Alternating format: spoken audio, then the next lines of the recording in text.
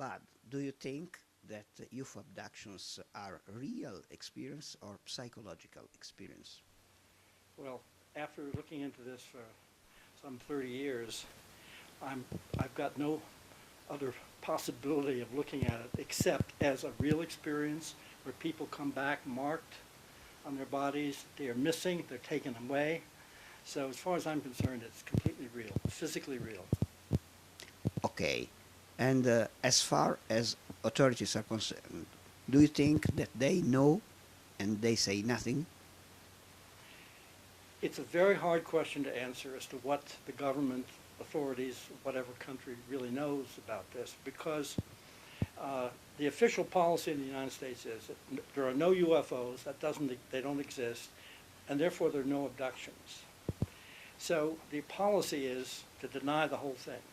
And yet we have all kinds of evidence of the government doing investigations, of knowing about events where things have turned up on radar and have been seen and chased by pilots and so on. So we have to assume there's a cover-up. I see. And what's your opinion about alien implants? The issue of alien implants is, again, a very interesting, very complicated issue. I have a number of X-rays which show deep inside the brain metal objects which cannot be removed, and which in some cases have been removed magically, apparently by the aliens, after they were X-rayed. Now, if those implants exist, and there's very strong evidence that they do, we don't know what they're there for. We used to think they were a tracking device, but that's not necessary. That's our thinking about an animal that's in the wilds has been tracked with a little transmitter in its ear or something. We don't know whether it's a way of controlling the person, implanting information, or monitoring all kinds of things that the person might be thinking and feeling, or whether there's some function which we don't understand at all. It's a mystery. Okay, and in your opinion, what do you think the aliens want? Well, for years we had no idea why this was going on. The alien incursions in our world. And in many of the early cases, they seem to be just observing. But cases that I ran into in the early 80s suggested that they were abducting people, taking ova and sperm cells, and also just taking skin samples.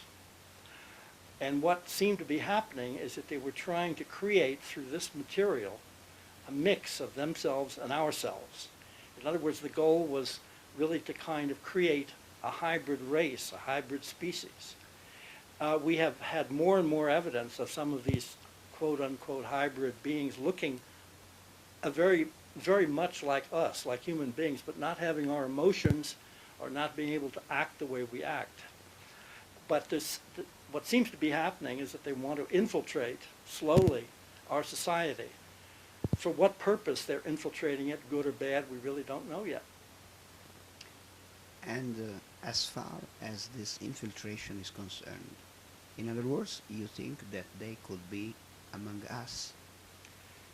It seems to me without any doubt now, based on just hundreds of case reports, some of these beings are existing amongst us.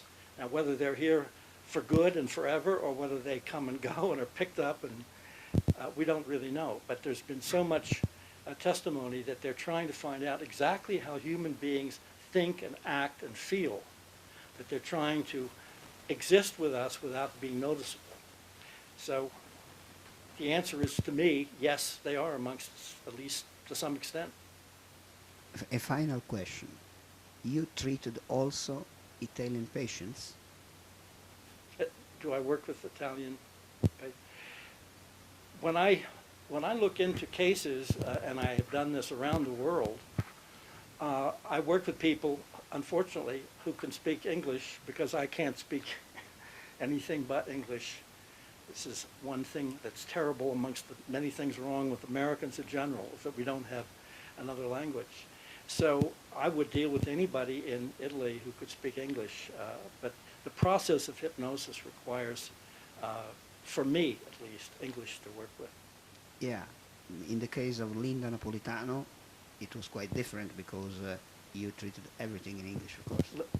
Linda Cortila was born in the United States, and English is her natural language. She does know some Italian, but I worked with Japanese people, Turkey, China, Norway, you name it, but there's always people who can speak the language. This is a global phenomenon. People are being abducted from time to time in Rome and Florence and New York, around the world. It's one of the most upsetting things about it is how widespread it is, because if this were not so widespread, we could accept it more easily. I think it just happens from time to time. But on such a scale, it's a truly shocking fact to face. Thank you so much.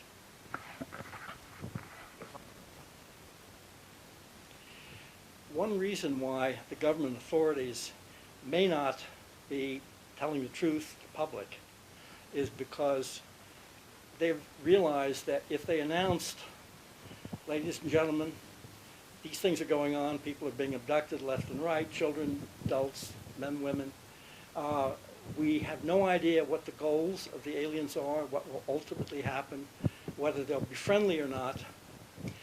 We'll let you know when we hear more about it. If that's all they could say, I've thought to myself, I would rather be in the liquor business at that time than in the stock market.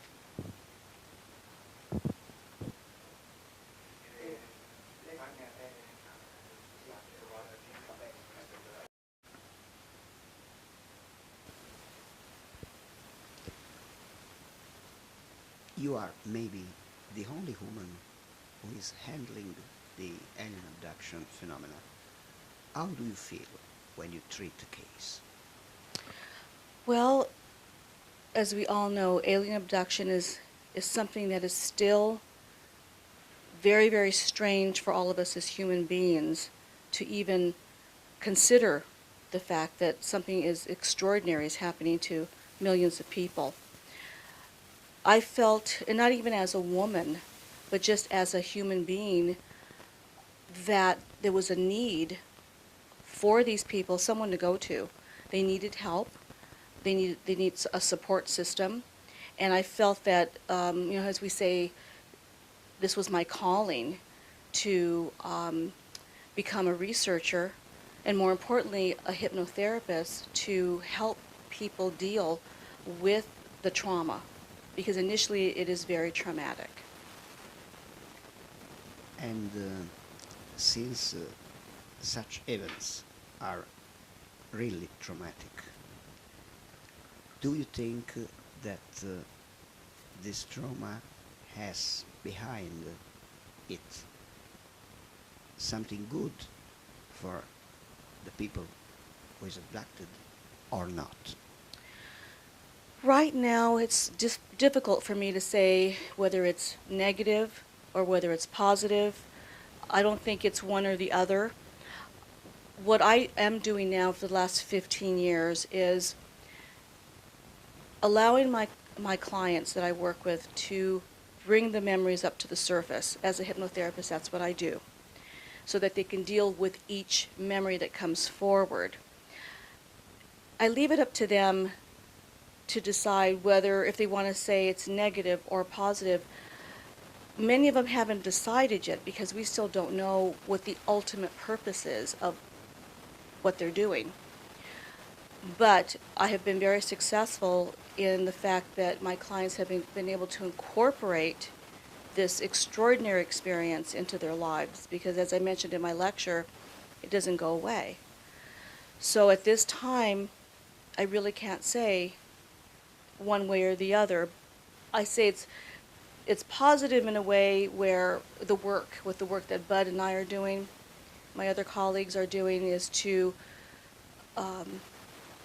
start the healing process for these people. And there are going to be more people coming forward when you do conferences like this, for instance, or we do television shows. People out there that are experiencing these things now realize that there is help. They'll be able to get help. And a very interesting question is, what about the abductees? Do you think that after such experiences, they are changed by them?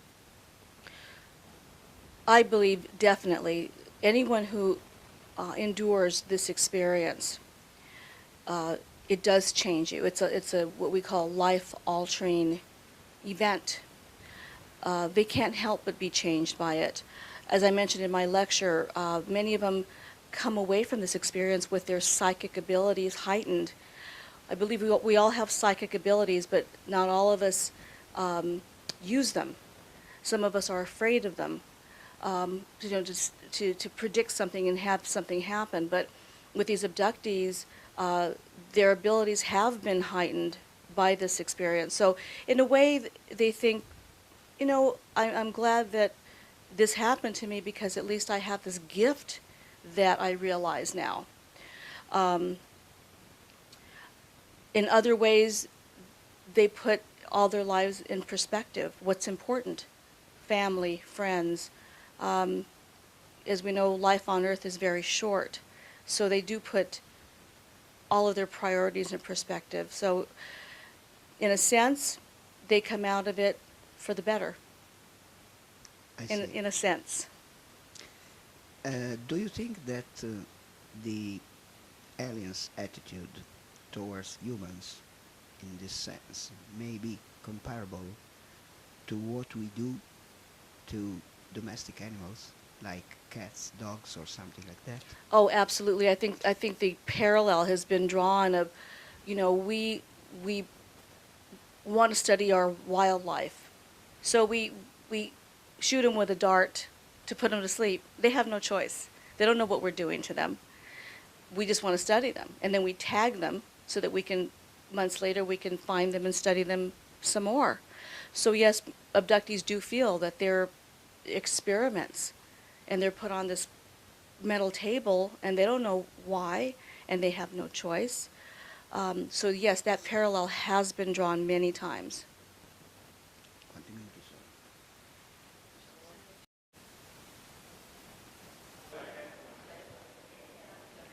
Ci troviamo a San Marino, con noi il presidente del Centro Ufologico Nazionale Roberto Pinotti. Un weekend ricco di avvenimenti e soprattutto di ospiti a livello mondiale.